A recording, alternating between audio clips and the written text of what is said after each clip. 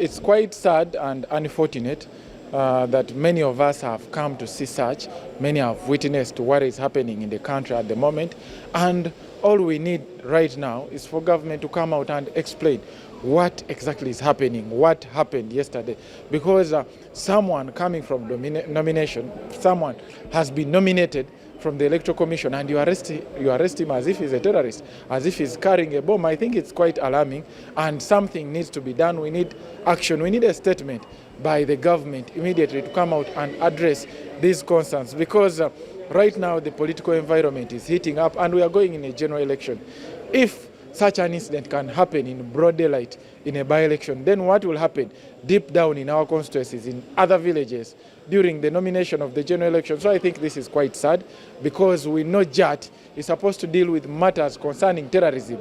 So as a member of parliament, one who is contesting to be a member of parliament, was he seen or were they given prior knowledge that maybe he was carrying a bomb or he wanted to carry out terrorism activities in the country? I think something needs to be done.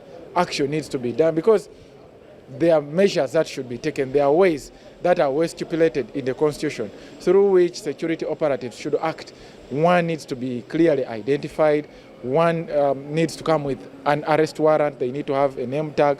But what we are seeing is as if what we used to watch in the movies during the past regimes, where people put on masks. They don't want to be identified. They don't want to be seen on camera. They do not identify themselves. They have different cars with different kinds of number plate. So I think this is quite sad and alarming, and something needs to be done as soon as possible to address this matter before it gets out of hand. Yeah, of course, it is very improper, and Joint Anti-Terrorism Unit is supposed to be fighting terrorism in the whole country.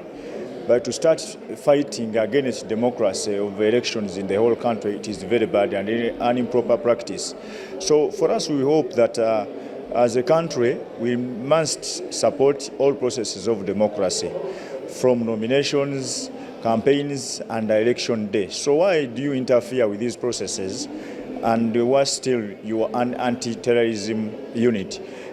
This will cause people to start neglecting elections. The security people who are deployed, they are aware that what they are asking them to do is unlawful.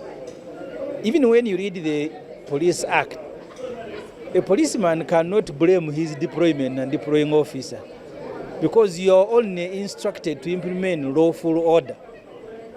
That's why if the orders are unlawful, they first remove name tags and then mask themselves. I saw when Dr. Wesley was in Nakawa. He was looking like a chimpanzee. The rubber stuff he had put on his head. The intention is, first of all, they don't want to be held individually liable, as the Anti-Torture Act says. But also, they also have communities. You cannot be the one beating people and then you return to your village. There are also now international sanctions. So people are just covering their back, so that when you ask me to go and do the wrong thing, at least the institution is going to be general on the institution, not on individuals. They are depicted as, as evil. They are depicted in all the negative ways possible. Because otherwise, if you are doing something noble, why do you come covering yourself? You should come normally, so that people can know who you are. Why cover yourself?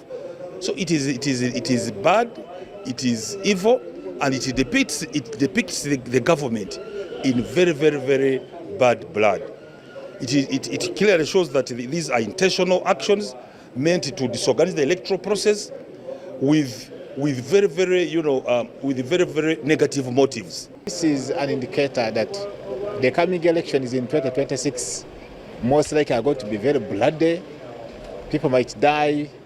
And the regime is very ready to coerce and harass whoever is coming up.